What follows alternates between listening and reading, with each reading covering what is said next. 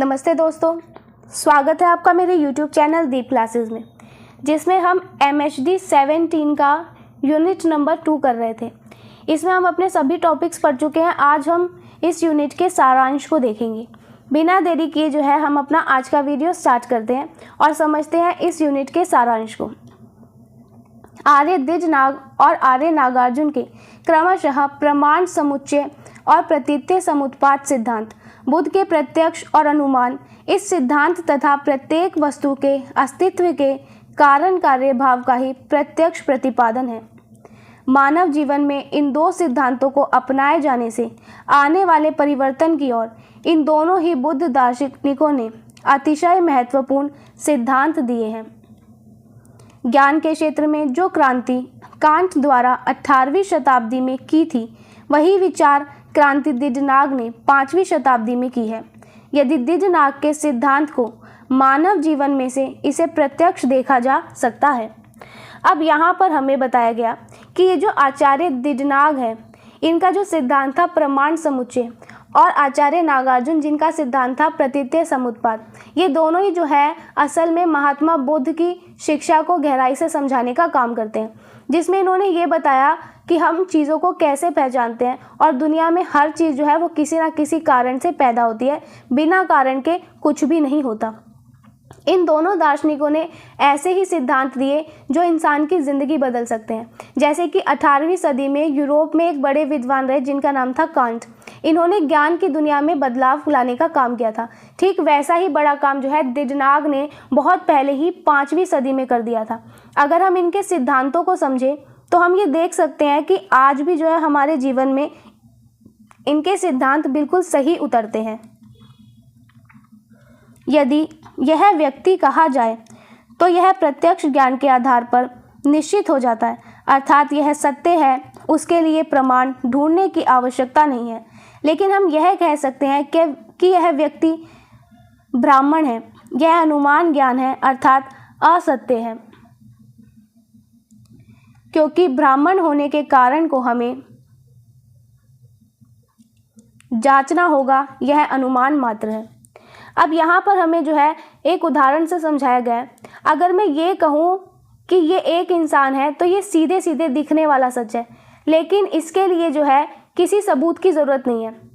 वहीं इसी की जगह अगर मैं ये कहूँ कि ये व्यक्ति जो है वो ब्राह्मण है, तो ये जो है केवल एक अनुमान होगा, क्योंकि पूरी तरह सच नहीं हो सकता, क्योंकि किसी के ब्राह्मण होने के लिए जो है हमें कोई जांच पड़ताल करनी पड़ेगी। तो यहाँ में ये एग्जाम्पल से समझाया।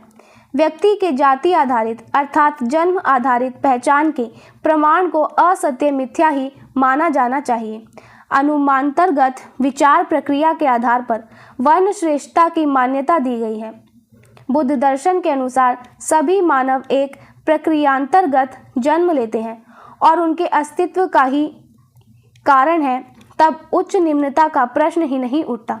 आर्य नागार्जुन ने प्रतीत्य समुत्पाद सिद्धांत द्वारा बुद्ध के इसी दर्शन को तर्कनिष्ठ दृष्टि से देखा और प्रतिपादित किया।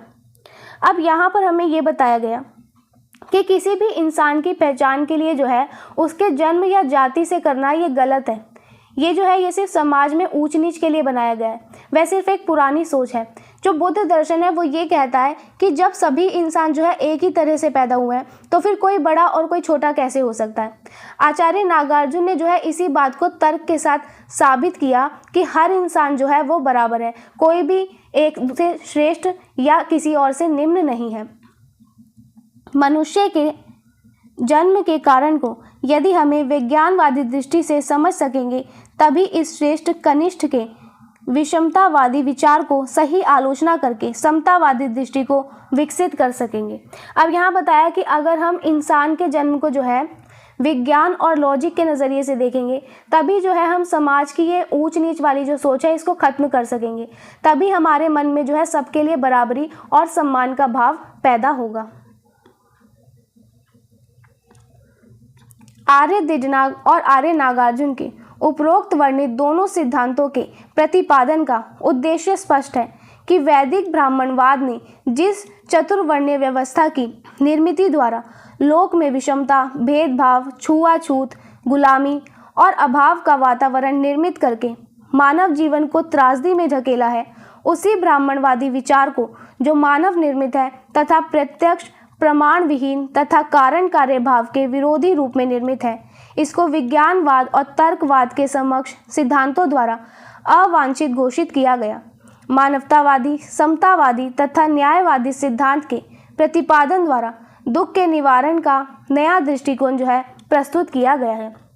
तो यहाँ पे कहा गया कि ये जो द्विजनाग और आचार्य नागार्जुन रहे, इनके सिद्धांतों का अगर हम असली मकसद देखना चाहें तो वो था समाज में ये जो भेदभाव फैला हुआ है, छुआछूत है और गुलामी जैसी ये जो बुराइयां हैं, इन सबको खत्म करना था।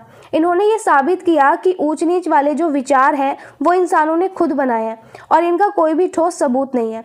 इन्होंने विज्ञान और तर्क का सहारा लेकर जो है मानवता और न्याय का नया रास्ता लोगों को दिखाने का काम किया, जिससे इंसानों के जो दुख है उनको दूर किया जा सके। तो ये जो है हमने इस यूनिट का सारांश देख लिया। आज की वीडियो हम यहीं खत्म करते हैं। वीडियो पसंद आया हो तो वीडियो को लाइक एंड शेयर ज़रूर करें, चैनल को सब्सक्राइब करना ना भूलें। मिलते हैं हम अपने नेक्स्ट वीडियो में जिसमें हम इसके यूनिट 3 को देखेंगे। तब तक के लिए थैंक यू।